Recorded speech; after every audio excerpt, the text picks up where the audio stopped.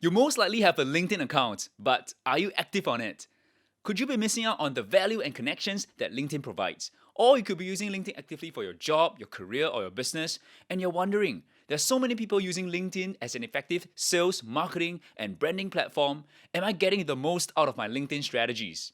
In this episode, you will learn about the tools you can use on LinkedIn, including paid tools, and if they're worth paying for. There are different types of premium accounts. Which one is suitable for you? We also talk about content strategy, including the timing of your posts and a 411 strategy, 411 strategy that you can use in posting content. Let's spruce up your LinkedIn profile.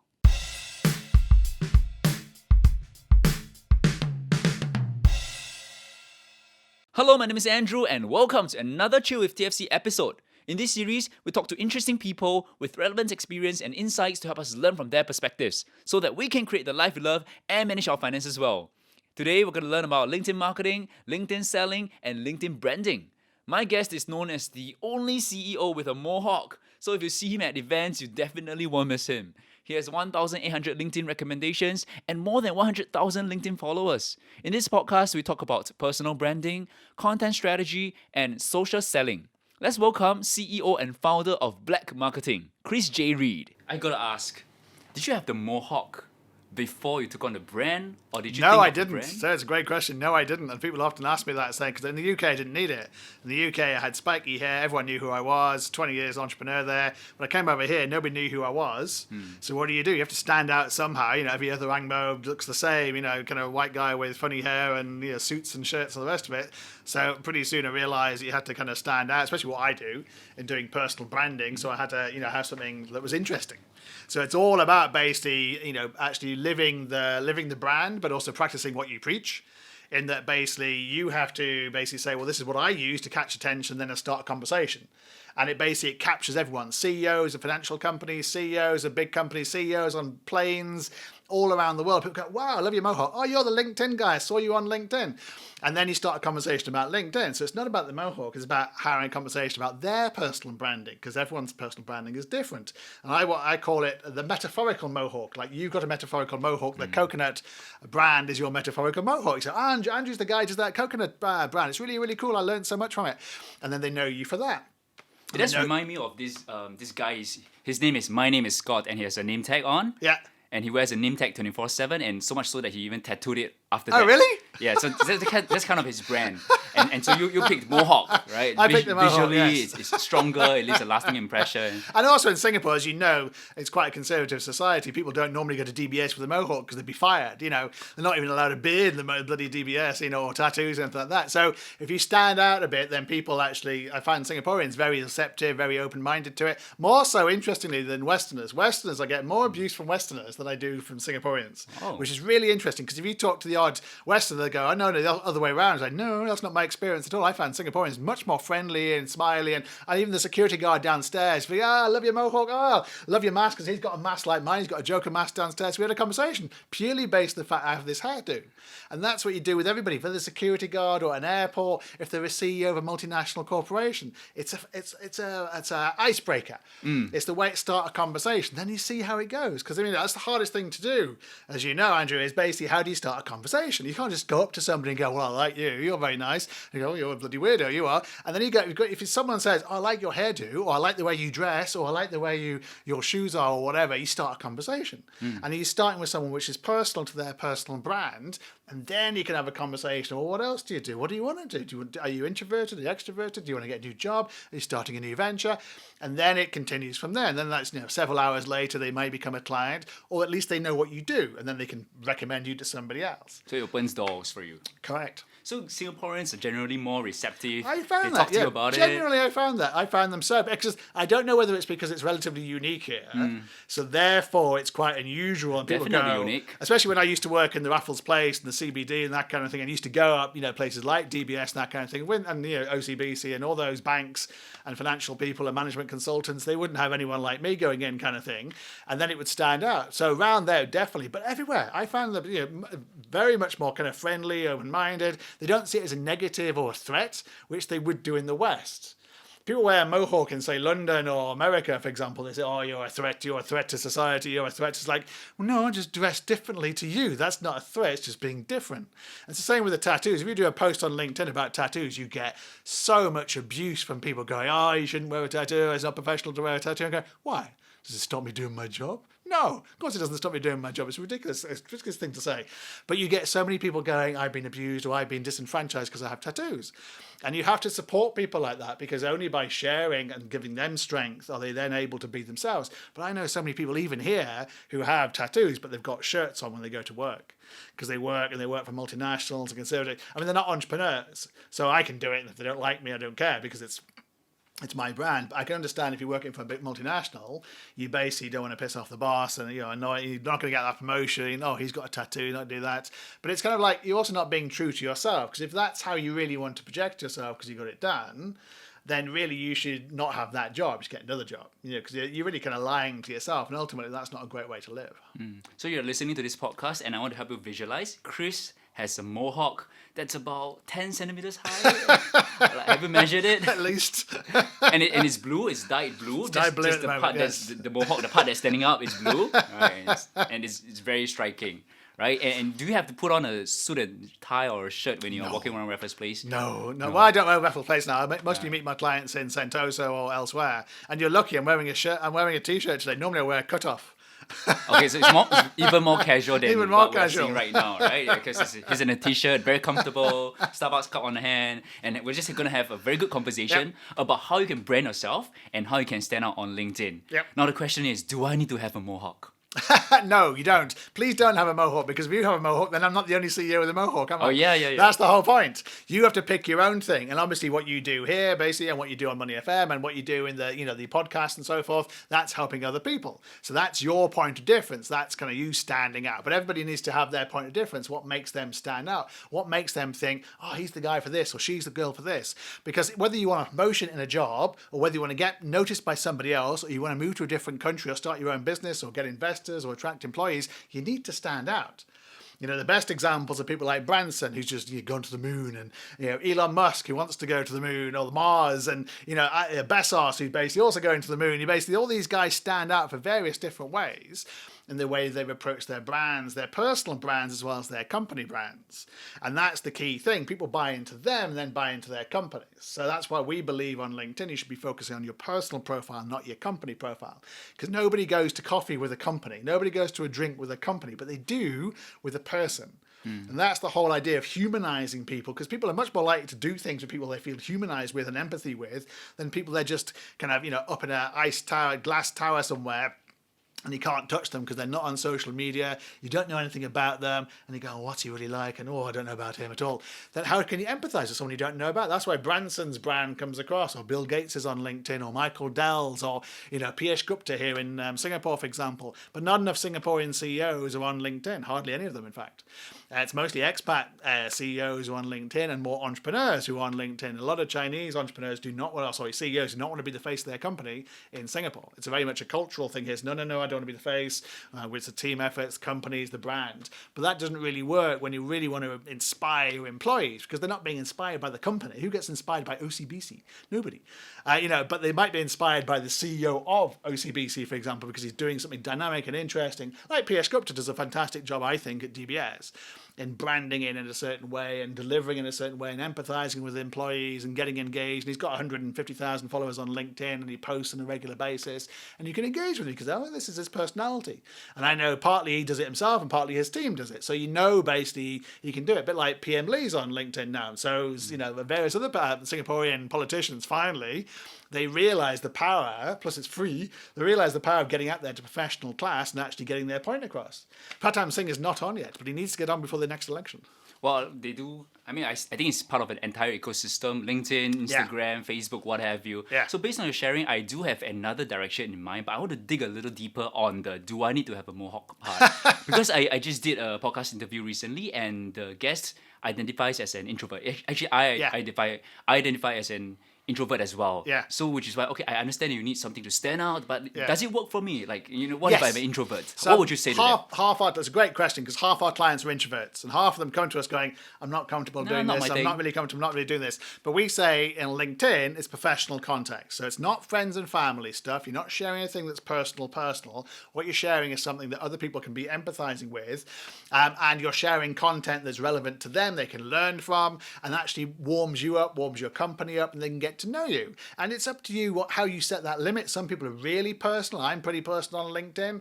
Other people are, I'm going to talk about business. Some people do a mixture of business and personal, but it's the personal posts that get the most engagement, Andrew. They're the ones that basically get the most views, the most likes, the most comments, the most engagement. So basically it's up to you. If you want a lot of engagement on LinkedIn, you have to do personal posts. If you just do company posts all the time, you get no engagement. Because although it's a professional network, people are still people. And it's like if you went to a pub or a coffee shop or a coffee with somebody, and all they did is talk about their business, you'd be going, I'm never going to go to a coffee shop with him again. I'm never going to go to a drink with him again because he's boring. But you spend 10% talking about the business, then you move on and you talk about football or music or the family or why you're in Singapore or what you're going to do next or your next venture, or you basically, that's how you really get to know people. So 2 hours, you might spend 20 minutes on the business, then move on. LinkedIn's the same. So LinkedIn, you have to spice it up. And that's all we're saying is that, and obviously you have to do it within the realms of how you feel comfortable. It's all about that, because I noticed you don't post at all, which is, I understand completely. That's 90% of people on LinkedIn don't post at all. Only 1% that post on a regular basis, 9% of people like and comment and share, but everybody else just views, because they're a bit worried about, well, it's a business network, my boss might see it, my employees, my clients, my investors, my future, and they're a bit worried about it. But ironically, I bet you post on Facebook and Instagram and other places. A lot of people are comfortable doing that. They don't seem to realize that Google picks up both of these things. It just trusts LinkedIn. So it promotes LinkedIn's content first. If you do a search, for example, your LinkedIn comes up above your Instagram, your Facebook, or the rest of it, because LinkedIn is trusted by Google, whereas Facebook and Instagram is not. And that's where you want to put your content, in a place which is trusted, not a place which is not trusted, because basically nobody trusts Facebook content. You post it, you go, that's not true. And basically 9 times out of 10, it's probably not true. Whereas LinkedIn, there's lots of fact checking going on, lots of professionals there will actually call people out and report it if it's not true. Basically, at the moment, for example, all the anti-vaxxers are being cordoned off because, basically it's not how they want to present themselves in a kind of responsible way. Whereas they're let loose on Facebook at the moment, they're taking over the place. And that's the difference between the two. It's like that's a trusted platform, and the other platforms are basically not trusted for business advice or professional advice or just real advice from real people. So, while the Mohawk opens doors, what you're saying is that it's about the people-to-people, human-to-human connection. Correct.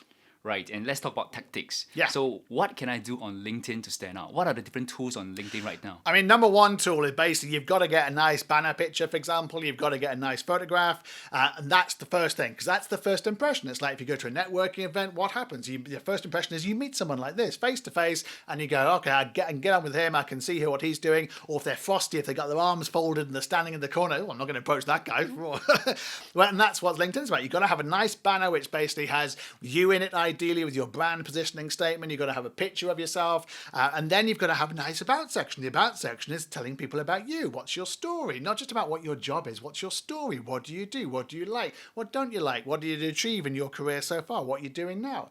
And then number one way of standing out is actually content. So it's content.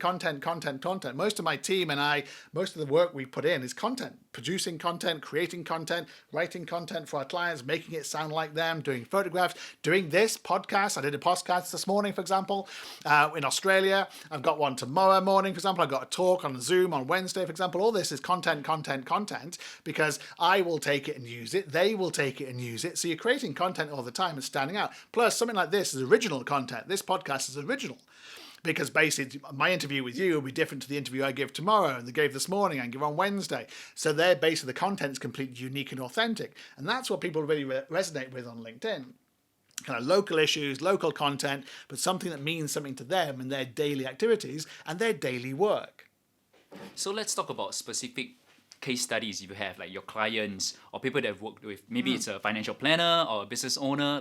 Could you have an example in mind that you could share with us? How do you take that person from the start, What are the goals, and how do you Yeah. take them through the process? So financial planning, that's a good exact example. We work for quite a lot of people in the financial space, normally CEOs of companies, for example, and they could be, financial planners, for example, where people are buying into them as a brand. But even if they run a financial company, for example, it's cryptocurrency or a fintech company, for example, people are still buying into them as a brand. So you have to put your status up there first of all and design it in such a way that basically as soon as somebody comes to the profile, they go, oh, he's the fintech guy, or he's the guy that basically works with banks to help people do that, or he's the guy that does e-commerce for small businesses in Asia Pacific.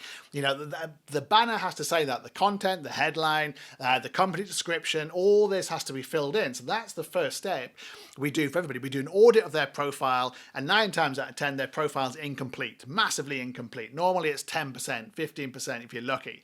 And we fill it all in, the banner, the headline, the about, the experience, the recommendations, the awards, even boosting their connections to a level where it's actually reasonable if they bothered posting something that actually someone would see it. Because we've got less than 500 connections, no one's going to bloody see it, no one's going to comment, no one's going to like it, because LinkedIn doesn't serve your content to all 500 connections, it only serves about 7%. So basically you need that 7% to be looking at the prior time you're posting, otherwise basically no one's seeing your content. So that's why you need to have a lot of followers, a lot of connections, and you need to be posting good content. And content is absolutely key. And then you start building your connections out with people who engage with your content and people who engage with your profile because they're live and active on LinkedIn. The problem with LinkedIn is only half the users that LinkedIn say they have actually active. So it's not the same as Facebook, Instagram, TikTok, where they give active user numbers. LinkedIn does not because it's owned by Microsoft. It doesn't have to. So it gives very vague numbers. It says things like, we've increased engagement this month to record amounts. And you go, well, what does that mean? You go 1 to 2? I mean, what does that mean? I mean, that's a record amount, it's 100%, but what does that actually mean? And basically, we know from the data we have for our clients, because they're all around the world, what the real figures are. And we can find active people, and we can find people who are interested and engaged, but a lot of it's through content, because people are stimulated by content. They look at your profile because they're inspired by your content, or even polarized by your content. Some they look at your profile because they don't like your content, going, who's this guy writing this rubbish on this LinkedIn blog? And then at least you can start a conversation if it's if it's a sane person.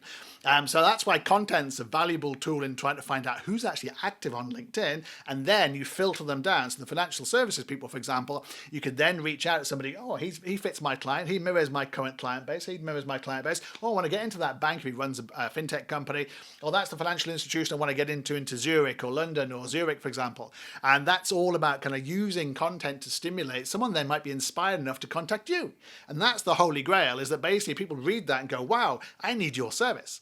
And that obviously is the key to what we do in terms of social selling. You share content, you improve your personal brand, you get people to come to you, because that's the easy way of doing it. Then you're not basically reaching out to anybody at all. And that's what we try and aspire to for everybody. We don't try and basically hard sell people. We basically only connect and engage with people who engage with our content or engage with our profiles. So hence, you need to optimize your profiles. You need keywords in your profiles to be found. So if you do, for example, if you put Mohawk into LinkedIn, I come at number 1, number 2, number 3, number 4, number 5, number 6. Works. Because sometimes people can't remember my name. And they go, oh, he's the Mohawk guy. Just put Mohawk into LinkedIn. It comes up. Sometimes I use the hashtag Sentosa, because that's where I live now. And sure enough, the top 20 posts that come up, you put Sentosa in my posts, because I've used hashtag Sentosa, because nobody else is using it. They're using hashtag Singapore. And there's many more people using hashtag Singapore than hashtag Sentosa. So it's all about finding little hashtags and finding little tricks, for example, that make you stand out. Another one is recommendations, particularly in financial services. Absolutely key. Nothing greater than basically getting one of our clients who does financial services get recommended by clients, because that's gold. Because a lot of people don't want to say they work for financial planner or financial advice or anything like that. They want to be seen to be independent. But everyone needs a bit of help. So if you basically go and say, oh, fantastic, Andrew was amazing at financial planning. He basically inspired me. He increased my stocks and shares. Now I own this house in Barbados or whatever it is, purely because of the work he did. That's gold. Because then you can use that recommendation in content. And then you can use that recommendation on your website, on your email, on your Facebook, and your business card, or whatever else you want to use it for. Because that's then somebody on LinkedIn who's not anonymous, who someone can click through to. So I can say, okay, Bob said Andrew's a fantastic guy. He gave me some great advice. I can click through to Bob's profile and say, what was Andrew really like? And Bob goes, Andrew was fantastic. My portfolio now is absolutely amazing. He's done a really, really good job in doing that. And then I go, well, Andrew's been recommended by someone I know quite well. That means something to me. That's more powerful than you saying to me you're fantastic, because it's somebody else saying you're fantastic. So we spend a lot of time recommendations for our clients when we can. So how do you get them to get more testimonials or recommendations? Like you actively ask for You it? ask. I mean, literally, it's as simple as that. Ask Andrew. I and mean, you shall literally, receive, right? like the amount of people we come across who tell me, "Oh yeah, I've got a fantastic reputation. Look at their profile. Go, but you got no recommendations. Hey, I haven't asked anybody. Oh, well, it's like if you haven't asked anybody, then what do you? How does anyone else know you've got recommendations if you haven't asked anybody? How does anyone know you're doing a good job if you haven't actually asked anybody? So we're quite, proactive and reasonably aggressive in actually asking for recommendations. One of the reasons I have 1,850 recommendations is because about 5 or 6 years ago, I did a deliberate strategy of asking people for recommendations, and not just from where I work now, but from my previous job, my previous job, my previous job. So I spent kind of 10 years building up these recommendations, but we do it for our clients. We ask them for a list of warm contacts who basically would recommend them, who dealt with them in the past. They could be people who they worked for. They could be clients, investors, peers, friends, partners. But they need to put something in writing, and then we basically follow that up, and we basically say to them, will you recommend? And of course, most people don't. So you therefore need a list of, say, 100 to get 30 people to recommend you. But that's why you need 1,000 connections to start off with. You say, okay, 1,000 connections, probably 100 people will recommend me. Probably about 30 to 40 people will actually go through and recommend it, because most people just say they will do it and actually won't do it.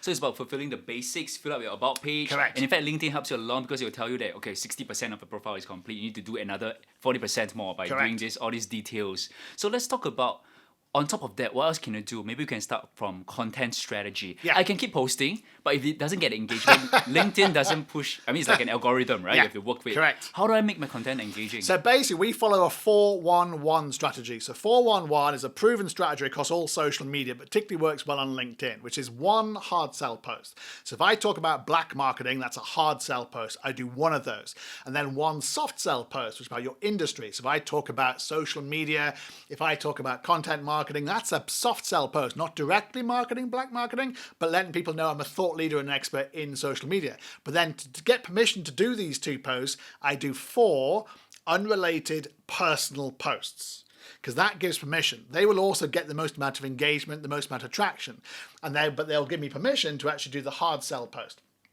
So without the 4 personal posts, you have no permission whatsoever to then do the hard sell post, because if you just do hard sell posts all the time, people will unfollow you. People will hide your feed and you won't even know they did it.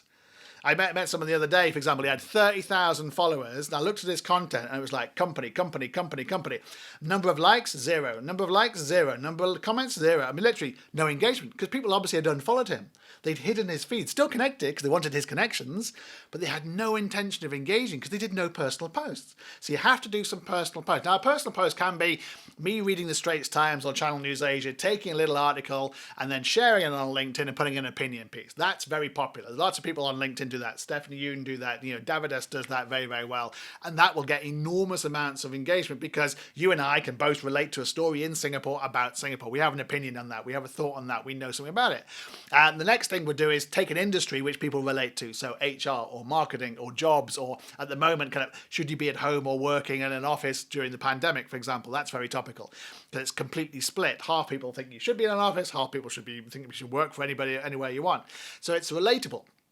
You've got to take relatable subjects, for example. You can't basically, and then you can do obscure ones. If I talk about my football team, which is Newcastle United, I will get minimal amount of engagement because nobody in Singapore cares about Singapore. It's like Newcastle United. They care about Man United, Liverpool, and all the rest of it. They don't care about Newcastle. But I have about 25 followers in Singapore who are Newcastle fans, half Singaporean, half expats, who we have a little banter with. So basically it's like a little banter for them. But I don't expect to get 10,000 views on that one because nobody else cares.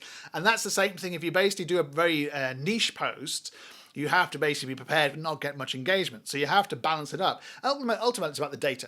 We analyze the post through data. We look at all the posts we do and go, okay, those ones work. Those one that didn't. That's interesting. That one didn't also. Oh, that's interesting. Don't do that again. Don't do that again. Do more of these.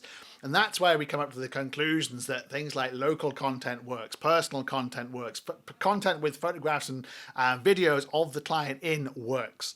I mean, literally, we've done A/B testing. The same post, one with a picture, one without a picture. The one with a picture will get 10 times the views, 20,000, 30,000, sometimes 100,000 views, just because it's got a picture. Because ultimately, it's what I call the Richard Branson effect. Ultimately, you follow Richard Branson because he's Richard Branson. Mm-hmm. Whether he like him or not, you admire or not, don't admire him, thinks he's a tax cheat or whatever you think of him, you follow him because he's interesting. But he needs a picture on his LinkedIn profile, so all his posts have pictures of him. Like this morning, when the space thing, for example, I did about 100 posts this morning on LinkedIn, all got like millions of views, but they all had pictures of him in the spacecraft, a picture of him doing this, a picture of him launching, and a picture of him with Elon Musk, and a picture of, literally, he got it down to a T, but he was doing it before the internet was existing. He did it in newspapers back in the 70s when he launched Virgin. Very clever. All he's done is continue it into the digital age. But that's why people, photographs of you, people trust photographs of you, people like photographs of you because they're following you. Ultimately. So it is the Richard Branson scenario of I need to be posting more about you and then having a point, having a story, and then people will engage with you. Simple as that. I've got this book written by Chris. It's called How to Become a LinkedIn Rock Star. So under the 411 strategy, is this under person? Okay, your most recent LinkedIn post that I saw, like you taking a photo, beer in your hand, holding this book with another, colleague or associate. Yeah. Is that under a personal post or a soft sell? That's a personal post. That's a personal post because that's basically a post to me with somebody else, probably another entrepreneur. I met several entrepreneurs the weekend, for example. I take a picture of them, I put it on LinkedIn. I highlight what they do, so I celebrate their companies. I want to highlight them so that they get something out of it. And it's not selling my services at all. It's merely saying I'm meeting people at the Woo Bar in Sentosa, going along for a drink, telling an interesting story. Maybe they'll become a client, maybe they won't, but maybe they will go and tell somebody else because they've read the book or they've seen the picture, or some of their followers will see that and go, oh, that's the Chris Reed guy, that's the Mohawk guy. What does he do? Oh, he does the LinkedIn stuff. Oh yeah, I need some LinkedIn help. Oh, you met so and so. Oh, that's interesting. I'll have a word with so and so, and then I'll see if Chris is stands up, for example, and he liked me and he thought what I said was sensible and all the rest of it, and then basically you might get a client out of it. And it's a soft sell. You might not get a client straight away. It might be 3 months, 6 months, 12 months, but it's basically drip, drip, drip effect of that's the Mohawk guy. It's just LinkedIn. Oh, he got that book out, hasn't he? And we won so much clients based on the book. I don't use the book to make money directly. I use the book as a business card. So I don't use a business card, I use my book. Because when do you last throw away a book? Because who uses business cards nowadays, right? Precisely. But also I want to give value. So when I meet somebody at the Woo Bar, for example, in Sentosa or anywhere else, I'll give them the book for basically thanks very much for your time. I appreciate it. This book's like $35 on Amazon, and I'm giving it for free. Or you can listen to it on Spotify or Apple Music or whatever. But there's lots of tips here you can go and do yourself. So because we tend to talk about their LinkedIn profile to start off with, then we talk about the entrepreneurial journey, then we tend to talk about why you're in Singapore, and you move away from it. But that gives enormous value because you can go and take that book and you can go and basically read it and do all the things yourself. And if you don't have the money to employ our services, that's what 99% of people do. So basically they can go and do it. And that gives true value because then people go, wow, I got this book. It was amazing because I followed the tips and I want a client because of what Chris told me to do on LinkedIn. But 1% will actually become clients. And obviously we work on the basis that those people are too busy to do it themselves. And therefore they have the time. And so they don't have the time. They have the money, though, to basically outsource it to someone like ourselves. Just like you outsource any part of marketing, whether it's SEO or indeed podcasts or videos or creative or whatever it happens to be, or financial planning, you tend to outsource it, especially if you don't have the time to do it yourself. And that's who our target market is, really. Entrepreneurs and CEOs, very time poor, but they know, they're self-aware enough to know they need to be on LinkedIn. They don't need to be posting every single day. They do not have time to do it themselves. You've looked at the analytics of your clients. Yes. So can you tell us a bit, you already shared a bit, can you tell us a bit more about maybe what time should I post, what kind of content are the most engaging based on data? So that's a great question. Basically, the time of day is, I found, normally the morning. The morning works extremely well because people tend to get to work on the way to work, for example, they're flicking through their LinkedIn feed, and so you have to be hitting them in the morning. But the other thing I've also found is it doesn't matter as long as your content goes viral. So I've got a post for 2 weeks ago, which is still going viral at the moment. It's got like 100,000 views. People are still liking it because people don't look at LinkedIn the same way they look at Facebook or Twitter or Instagram, or they're looking at basically once a week or once a fortnight. So the post I shared 2 weeks ago is now just coming up on this guy's feed, for example. Now he's seeing it, now he's liking it or commenting it, and that post has gone. So that doesn't matter what time I posted it, but it matters in terms of how it got kicked off. It went viral because it went viral in the first hour. If it doesn't go viral in the first hour or the first couple of hours, it's a big slog to actually get it going. You can sometimes manipulate it by getting other people to comment, and then it will go viral, for example. But ultimately, it lives and dies on the strength of the content. The other thing I've noticed is that Saturdays and Sundays work extremely well. Some of my biggest posts are Saturdays and Sundays because people at multinationals do not work on a Saturday and Sunday. They also don't tend to post on Saturday and Sunday because they think, well, this is work. I only get paid to do Monday to Friday by this bank or business management consultant company or this firm over here. And therefore, entrepreneurs, for example, like myself, can actually post, get more engagement as a result of it. But it has to be Saturdays and Sunday. What we found is, and Fridays, it has to be a lifestyle post. You can't be doing a hard, you need to be on LinkedIn now. People go, no, give me a break. It's Saturday. You need to be doing a lifestyle post. So I've noticed things like, if I do a post about, as you say, having a networking basically, or if I do a post about the sunrise in Sentosa, for God's sake, or if I do a post about, sport or music, and then relate it in some way, maybe to work, maybe not, basically, and then do more of a lifestyle post, it will get engagement because people are going, oh, that's interesting. I like that. I'll share that. Oh yeah, I'll comment on that. And then it might go viral over the whole weekend, for example, but it'll die off on kind of Monday when people go back to work. So you need to change the strategy again and do a work post. And that's why my first two posts this morning, for example, were two local posts. And then I went into more of a generic post in terms of a European post because I know the time zone wise, you have to look at a time zone. I'm targeting Singaporean clients, Asian clients, so you have to be posting 7, 8, 9 o'clock in the morning. But then I'm targeting Europe, so you have to be doing 3, 4, 5 o'clock in the afternoon. But I'm also targeting New York and Florida and San Francisco, and that is 8, 9, 10 at night. Therefore, you need a different strategy for different times of the day. So basically, you need to be thinking about who your time zone is. That's why people say, well, you post quite a lot, 5 times a day. But it's because I'm targeting 5 different time zones. So basically, if you do that, and also if I target Australia and New Zealand, it would be 3 hours beforehand, for example, which also, ironically, gets Europe, or it's better when they're 8 hours and 7 hours. It's worse now because they're 7 hours and 6 hours behind. But once they're basically 8 hours, basically, they're still up at 9 o'clock at night. If you post at 5 o'clock in the morning, you get Australia and New Zealand because they're waking up. But you also get Europe because they're still checking their LinkedIn. And you often get America as well. So you have these very strange conversations where people are about to go to bed at one side of the world and people are getting up on the other side of the world, but they're having the same conversation or sharing on LinkedIn. So the timing is really about the market. If you're only targeting Singapore, do it in the morning. If you're only targeting, if you're targeting Australia, New Zealand, do it very early in the morning. If you're targeting Asia Pacific, it needs to be a bit more broad. Targeting Europe, it needs to be in the afternoon, 3 o'clock, 4 o'clock, 5 o'clock in the afternoon. When people say know your audience, people are thinking about what interests them, but you're thinking about the time zone as well. What time are they waking up? What time are they consuming the content? Correct. Because if I do a Singapore post, for example, at 10 o'clock at night, what's the point? Nobody in Singapore is going to be looking at that post, and all the Europeans are going, oh, where is the Singapore place? And, they just won't get it at all. And conversely, if I do European posts, for example, in the morning here, when nobody European is actually at work, Singaporeans are going, what is Chris talking about? This European thing doesn't make any sense. So you have to be looking at, the localization of the post itself, the relevancy, the personalization of it, and then basically how applicable it is to the target market who's going to be on LinkedIn at the time you're posting. And that's what a lot of people misunderstand. They're just going to put some content out there and hope for the best. It's like, we can't do that. You have to look at the data. The data's all there. I mean, you can decide when you post and look at the data and say, did that work? No, it didn't work. Well, don't do it again then. Literally, it's not rocket science and it's free. I mean, the testing on LinkedIn is completely free. Just put some content out there, do it across 7 days, see what works, see what doesn't work, and then repeat the stuff that did work and just enhance it and take it different strands. And that's what, it's all, you've got to be data related. I mean, that from, you can see which podcast got the most views. You can see basically, hopefully when the videos take off, which videos get the most views. And then you'll know which subject matter your followers like the most. And then you'll get more people who talk about the subject matter who like the most and less people who talk about the ones who didn't like the most. All right, we are very focused on the listen through rates. Like at which point did the listener drop out? Yeah. And of course, downloads. Of course. Yeah, so these are the statistics that we look at. Yeah. So beyond filling out your basic information on LinkedIn, what are some advanced tools? We could go into the area of paid tools and if they're even effective in the first place. Should you be paying for LinkedIn paid tools? So the only one we recommend is Sales Navigator Team. So we don't recommend advertising at all because we know from our data that it doesn't work.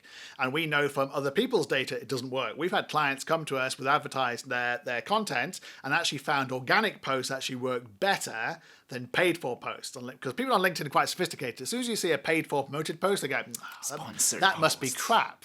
Yeah, precisely. If they need to pay for it, it must be crap. And we've actually outdone with our personal posts, we've outdone company posts which have been paid for because nobody wants to engage with a company post. You get employees going like, but nobody comments, nobody outside that company comments. Whereas a personal post from the CEO, they do because they relate to him. They're, oh, I know him, he's a cool guy. Oh, he's got a good point there. Oh, yeah, that's a really, and because it's using his face, it works. So we don't do advertising. We do recommend Sales Navigator Team. So Sales Navigator Team is one of the premiums. LinkedIn's very confusing. It has 5 premiums. Premium Basic, which you should never get because the functionality is not very good. It has Recruiter Lite, Recruiter, Sales Navigator Pro, and Sales Navigator Team. Now, Team is called Team, and we don't know why it's called Team because you can use it as one person. So it's misnamed straight away. People say, but don't you need to be a team to get Sales Navigator Team? It's like, no. You need to be a team to get Sales Navigator Enterprise, but that's when you have more than like 100 licenses. So we recommend all our clients Sales Navigator Team. It's what I use. It's what our clients use. Our CEOs, our founders, for example, use Sales Navigator Team because it gives you functionality that the basic premium does not, and it's the same price. So basically, it gives you the ability to do searches based on things like size of company, who the CEO is, for example, how many years on LinkedIn, languages, lots and lots of filters that is not available on the basic premium. You can also do saved searches, which you can do on Sales Navigator Team, but you cannot do that on the basic premium. So people can do a search on premium, but they can't actually save that search. But you can on Sales Navigator Team. And then the other thing on Sales Navigator Team, which is key, is you can see who's actually active. Because it tells you who's posted in the last 30 days, who's changed jobs in the last 90 days. Now that's key because as we talked about before, half the people on LinkedIn are not on LinkedIn, they're ghosts. So you could be sending them a message going, hey, you should be doing business with me, and that person is never going to see it. But if they post the last 30 days, if they're premium, i.e. they're paying for one of the premiums, and if they're what's called an open profile, which again you can only tell on Sales Navigator, so open profiles with a little green banner on their profile on Sales Navigator, which you cannot see on the main premium and on the main LinkedIn, you can send someone a message for free. Now, why that's important, Andrew, is because that person wants you to, because you can switch it off. Because that person is active. Correct. Okay. No, but also because they basically said, open profile, I want someone to contact me. But they can switch it off. And half the people who have premium switch it off, do not contact those people. Because they've said, basically, do not contact me. And you can disable all communications if you really want to, although I'm not sure the point of it because you're on a social media network. But for example, I'm open profile because I want everyone to be able to contact me. The last thing I want is for someone to be able to go, well, I want to contact Chris, but I'm going to spend an in-mail to do it and I have to pay for my in-mail. Why should I pay to contact Chris? You shouldn't. So anyone who has an open profile wants to be contacted. And that's absolutely key. If you're not a first connection, you cannot contact someone unless you use an in-mail.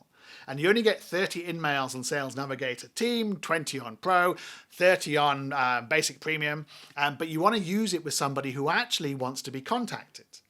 Someone who's engaged with your content or viewed your profile or showed some kind of interest. But the best thing is to use none of the in-mails and just use open profiles or first connection messages to people who basically want to be contacted. And that's absolutely key because it's a bit like having a conversation in a bar again or a coffee shop. Go up to somebody and say, hey, how you doing? If they basically go, don't want to talk to you. Like closed body precisely, language. You don't want to talk to them. Okay. Whereas if they're kind of open, yeah, hey, come over here, have a drink. Yeah, no, join in, come on. You know, that's the kind of person you want to talk to because then you have a chance to talk about what you do, talk about what they do, listen to what they say, listen to what they do. Can you help them? Can they help you? And then let's go forward. So LinkedIn is a bit like that in that you want to be socializing and engaging people who want to be socialized and engaged with, not the anti-socializers. Right, so Sales Navigator Team. Team. And it's important. Team, not Pro, because Pro doesn't have the same functionality. I know it's really confusing. And Team also has smart links. So get really technical here. Smart links, if I send you, so if, for example, if I send you a message, I'll always include a smart link. And a smart link is on Sales Navigator Team. It's my services. So if you request my services from me, I'll say, hey, no problem at all. Here's my services. I can tell if you looked at it. So I can tell if you were just bullshitting or whether you actually are genuinely interested or whether you're just saying it because you basically want to save face or you just basically want to be nice, which is completely fine. And that's what it sorts out. So I don't follow up with people who do not look at it. It's like when they used to track email click-through rates or open rates, Correct. right? Okay, it's Correct. like a little pixel, but in this case, it's a smart In this link. case, it's basically an email from LinkedIn saying, Andrew has looked at your services, and I can see how many times, I can see how many minutes, and I can see if you shared it in your organization, which is also key. Because if you're the CEO and you shared it with the CMO and the COO and the co-founder, I know you're interested. If basically you haven't shared it and you looked at it for 10 seconds, you're not interested. Or you've seen the price and you go, oh, I can't afford that. And that's key. So it's basically, it's qualifying the leads, which is extremely important, as you know, in terms of you can't have meetings with people who basically haven't got the money or don't want to really engage or don't really understand what you do. And then you have a meeting and like, oh, I can't afford that. I don't really need your service anyway. It's like, well, that's a pointless meeting, isn't it? You know, that doesn't cause, it's not great for either person. So Smart Links is on Sales Navigator Team, it's not on Pro.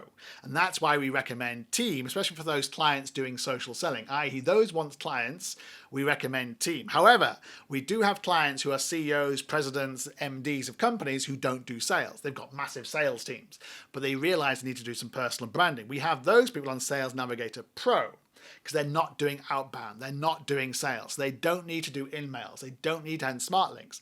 But that's why we recommend both those functionalities. So you can create target lists on Pro, you just basically have less in-mails, but you can still tell who's active on LinkedIn, which is also still key. So it allows you to filter and segment your audience in detail so you can push out your message to the relevant Correct. audience, to the right people. So Correct. it's more effective in that sense. Correct. Okay, could we talk about some successful examples of people who've used LinkedIn well? I mean, you could comment on politicians, celebrities. You could talk about PM Lee's LinkedIn strategy, if you could comment about it. I mean, here's a really interesting one, and a lot of politicians are doing it now. I mean, all the ministers are on now, basically promoting their wares, promoting what the PAP are doing, the government are doing, and basically gets phenomenal engagement, as you probably know. And the thing about LinkedIn is there's less abuse.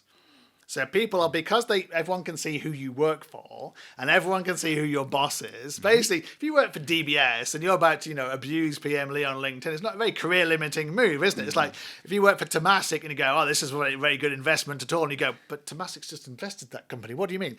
Basically, so people are really reticent to actually criticize. So they're much more likely to be patriotic, much more likely to be supportive and go from there, apart from obviously at the election itself, when they start going, what are your promises for going forwards? But that's why Pratam Singh needs to be on LinkedIn before the next election, because not many opposition parties are. And currently PAP have a virtual monopoly. Yeah, the House Speaker's on it. He's actually my local MP, and the Finance Minister's on for it. All the 3G generation, I think we have to call them now, not the 4G generation, because one of them's dropped out. They're all on LinkedIn. They're all promoting what they're actually doing. And then there's lots of other people commenting on what they're doing as well. So generating good content as a result of it. I mean, obviously, politics is a really, really good way of doing it. But however, politics and LinkedIn don't really match. And I tested this lots, and basically we tell our clients not to do political posts and not to do posts like that. So we let the politicians do that, and then you can comment on that, but don't you go and do that, because you're going to polarize half of the people. And it's particularly bad in America. So basically, I told LinkedIn basically avoid to give me anything with Trump in it. And luckily they don't. Because the problem is in America, it's so polarized. I can do a post, for example. I'll give you an example. A couple of weeks ago, I did a post about masks and about kind of why you shouldn't wear a mask, having a debate about it. And it's going along quite nicely. Singaporeans, you understand why we need to wear a mask. And Hong Kong people, we need to wear a mask. And then these Americans started coming in. No, my freedom is not wearing a mask. I need to not have the mask. I'm quite happy to giving the virus to lots of people, because the virus is a myth as well. I'm going, oh my God. But as soon as one American came in, you get hundreds of other Americans coming in. Also, I'm standing for liberty and freedom and Texas and all the rest of it. And you go, okay, it's time to leave the building now. Basically, there's no win situation there, because if you engage them, you're effectively what they call, I'm sure feeding the trolls. And they're not anonymous. They're normal people, but they're American. They're very passionate about their politics. And they don't differentiate their politics from basically the fact this is business. And someone might look at that and go, but you work for this company, you work for that. I'm not going to invest in this company anymore as a result of it. Whereas I find Asians and Europeans much more careful in terms of the politics. And that's the way it should be. LinkedIn is not, to me, it's not politics. It's basically politics in terms of the ecosystem. I can have a view on how Singapore is run, because I'm Singaporean, so I pay my taxes and so forth and so forth. But basically, you don't want to go straight into basically, why PM Lee is a better leader than Pratam Singh or those kind of things, because that's a no-win situation. Because if half your clients are basically PAP hands and half of them are WP, then basically you're going to annoy half your customer base, and they may not come back. So you have to basically be very conscious. We don't do things around religion either, because religion is also a no-no on LinkedIn. Basically, you can get lots of trouble through religion, but also a lot of people can get offended very easily. So we stay away from religion. We stay away from anything to do with sex and that kind of industry, and even in Singapore to do with the drugs industry, obviously, which it can be quite hard when Americans are promoting things like marijuana farms and they're having cannabis farms and all the rest of it. But you've got to be very careful about where you are. There are other platforms for those. Correct. LinkedIn is not. And Correct. although I also don't agree with the fact that some people use like shock factor or like something controversial to raise their engagement. Yes. If they're not coming from the right place or with good intentions, then that will Totally be agree. dangerous territory. And they're also called out because people can see they're doing it for that reason. So if they've got no clout. substance, then what's the point of getting views, the wrong kind of views and likes? It's basically, it's a negative thing rather than a positive thing. Okay. Earlier on, you mentioned that in business, it's about relationships. Yeah. And the Mohawk opens doors, people get to know you Yeah. better, and then you build a relationship from there. From that, you show them what you have got to Yes. offer them. Yes. Right? So, and that was when I wanted to take it in a different direction. Yeah. I want to ask you and hear your thoughts about it.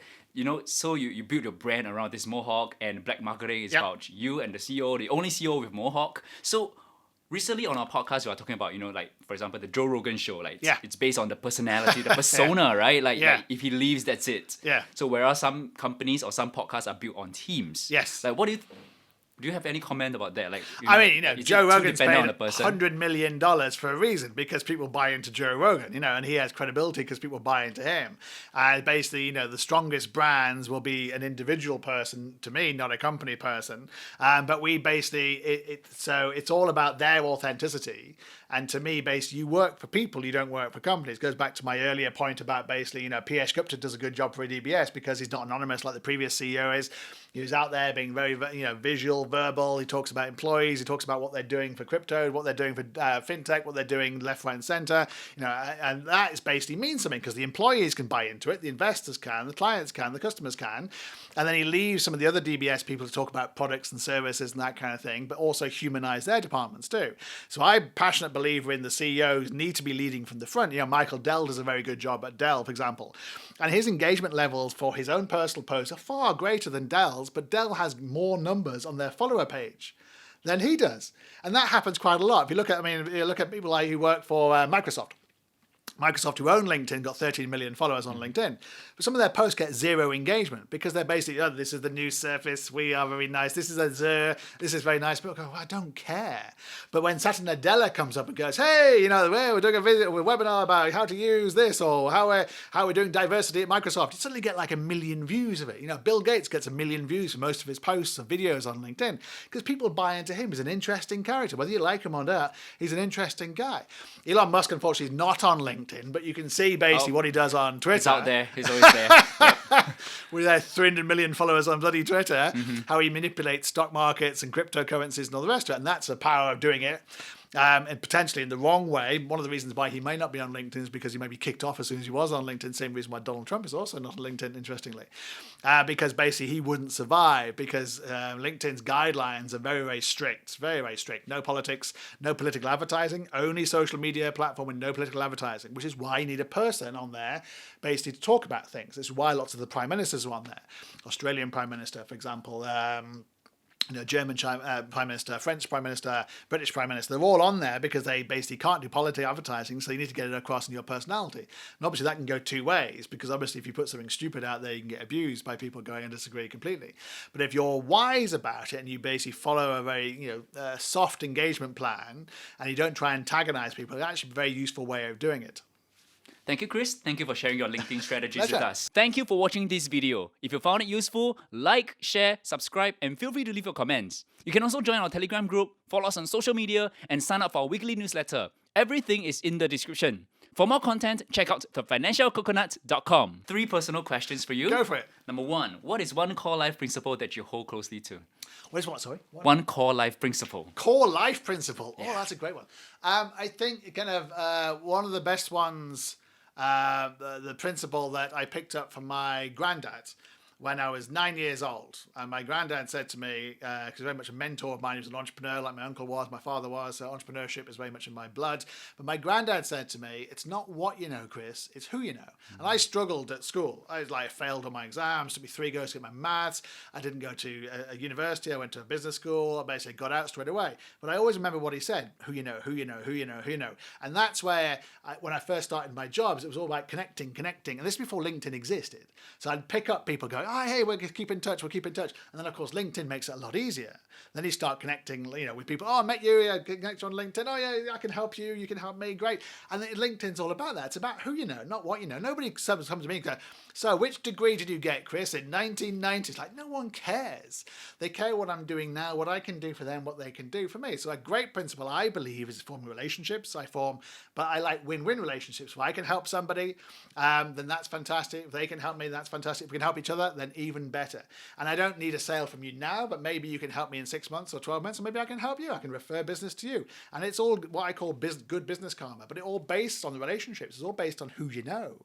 And that's not based on what you know, it's based on who you know. Because you get lots of people out there who've got millions of degrees, that have no personality and have no relationship building, have no rapport, do no networking, and then they don't get very far. Because you need people to grow businesses. You basically, whether they're clients or investors or employees, you need people. And that comes down to who you know, not who you want, not what you know. On point and on brand. Second question for you. What is one piece of financial advice that you think should be shared more often? That's a great question, that is. I mean, the best piece of financial advice I would say is don't spend what you don't have. And that's weird coming from an entrepreneur. But for example, I've never spent what I didn't have being an entrepreneur. I created all my businesses based on I sold my house, I sold my flats. No debts? No debts. Oh. I never believed in getting any debt, for example. Or I sold my business and reinvested it, for example. Sold my business, reinvested it. Or sold shares, for example, or reinvested it. Never had a co-founder. So basically that for me, I never had a co-founder because that just wouldn't work out for many, many reasons. But I don't believe in basically, you get all these companies at the moment, raising hundreds of millions of dollars and making no profit. And I don't believe in that. Maybe an old-fashioned thing. When I put it on LinkedIn, people go, yeah, but people basically, that's not the way the world works anymore. You look at basically people like Grab and so forth, worth $40 billion, but they lost $3 billion last year, which makes no sense to me whatsoever. And to me, basically, you need to make a profit. And that's from an old-fashioned point of view, whereas I need to pay bills, then I need to make a profit. I don't want to be basically borrowing, because that's how you go down basically by doing that. So I don't believe in doing that, but I do believe in reinvesting. I don't believe in spending money on flash cars and flash houses and all the rest of it. I believe in reinvesting in my businesses, which has led to some fantastic failures because I've reinvested it. Thought this would be a good idea. I'll spend a couple of $100,000 in that, and then 3 months later go, oh, that was a complete disaster. I won't do that again. But you have to try things out. As long as it's your money, then basically it's your money. You're not borrowing from somebody else or raising money from somebody else. You're like, you know what? I've got a great idea right here. I want you to pay for that idea right here. I'm not going to spend any of my money because the people go, huh? But it's your idea. No, you got to put your money where your mouth is. So I've always put my money where my mouth is. It hasn't always been a great success, but I do believe in reinvesting in your own business and backing yourself. And basically, you have to believe in yourself. So another rule I live by is having no self-doubt. Basically, because if you have any self-doubt, you should not be an entrepreneur. You should be an optimist, be an entrepreneur. If you're a pessimist, do not be an entrepreneur because you have to look forwards and you can't have a self-doubt. Because if you have self-doubt about your business and your ability to deliver, basically, why should anyone else invest in you? Why should anyone buy your services? Why should anyone do anything at all with you if you don't believe in it 110%? And that's what I love about people like Elon Musk and Richard Branson and Michael Dell and Bill Gates. They're optimists. They're basically driving it forwards, going, some of these things won't work, but let's do it anyway. Let's see how it goes. And so you've got to basically really, really back yourself, if you're an entrepreneur, with your own money first before you go out there and, raise capital. Right, there's this saying like, I would rather be an optimist but wrong than to be a pessimist but right. Yes. My last question for you is, what is one area of your life that you're giving additional focus? Oh, God, that's a great question. I mean, I'm divorced 3 times, so I'm obviously not very good at that side of things. But to me, so I'm married for 4th time. I'm determined to what I call my wife 4th and final. So she's tattooed on my arm here to make sure I know she's my 4th and final wife. She takes the mickey out of me all the time by saying 5th and coming, but no, 4th and final, I say, because basically. Marriage is a bit like businesses to me. I've had 4 businesses. This is my 5th. I've had 4 wives. This is my 4th. And you learn. And it basically, I know we're both smiling at it, but you do learn because if you get married when you're 28 years old, in my first marriage, you go into it with certain expectations and aspirations, and it's not really how the brochure says a marriage should be. You learn reality. It's not all romantic, and you learn about it, and sometimes it doesn't work out. And so then you learn again, and then you learn again. But it's the same with business. My first business wasn't much successful, but I learned from it. I sold it, and then invested that money into the next one, then sold that, then went to the next one. And you learn. I learned, and black marketing has been going for 9 years now, so it's my most successful business. And basically, I've learned from it. So my current marriage is like 5 years. So basically, I'm learning along the way. So I believe in, investing time in both my marriage but also my business as well, because I think the success of one hits the other. Because if you have a problem in your relationships and your marriage, it affects your business. And very much so if there's basically a financial crisis, like one of my marriages was going kind of down, for example, at the same time my business was having trouble in the UK, at the same time a great financial crisis was happening. Wasn't a great mix of perfect storm scenarios to do. If you have a strong marriage, and if you have a strong business, you can survive a great financial crisis. But if you don't have a strong marriage, it's very much harder to do so. You need support, and it might not having a co-founder, but actually my wife effectively is my co-founder.